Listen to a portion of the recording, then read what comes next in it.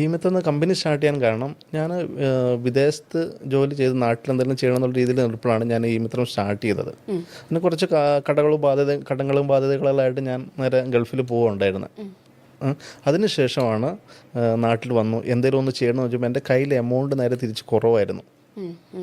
കടങ്ങളെല്ലാം വീട്ടി ഇവിടെ തിരിച്ചു തീർത്താൻ എമൗണ്ട് കുറവാണ്. ഇപ്പോൾ ഒരു കമ്പ്യൂട്ടറും പ്രിൻ്ററെല്ലാം ചെയ്തിട്ട് ചെയ്യാൻ പറ്റിയ രീതി ഏറ്റവും എളുപ്പത്തിൽ ചെയ്യാൻ പറ്റിയ നോക്കിയൊരു സ്ഥാപനമായിട്ടാണ് ഈ അന്ന് എല്ലാം ഇൻ്റർനെറ്റിലോട്ട് വരികയാണ്, എല്ലാം ഓൺലൈനിലോട്ട് വരികയാണ്. അന്നേരം 10 വർഷം മുമ്പ് ശരിയാ. ആ സമയത്തെല്ലാം ഇങ്ങനെ അപ്ഡേറ്റ് ചെയ്ത് വരികയായിരുന്നു. അന്നേരം പെട്ടെന്ന് ചെയ്തു. ആ ചെയ്തപ്പോൾ എനിക്കുണ്ടായ ബുദ്ധിമുട്ടാണ് ശരിക്കും ഇങ്ങനത്തെ ഒരു സിസ്റ്റത്തിലോട്ട് വന്നത്.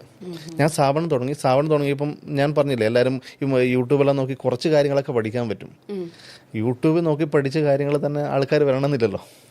അവിടെ വന്നു കഴിഞ്ഞപ്പോഴാണ് ഇത് മുന്നോട്ട് കൊണ്ടുപോകാൻ പറ്റാതെ പിന്നെ ഇതായിട്ട് പലയിടത്തും പല കൂട്ടുകാരുടെ അടുത്ത് ഇതേപോലത്തെ സ്ഥാപനം ചെയ്യുന്നിടത്ത് പോയി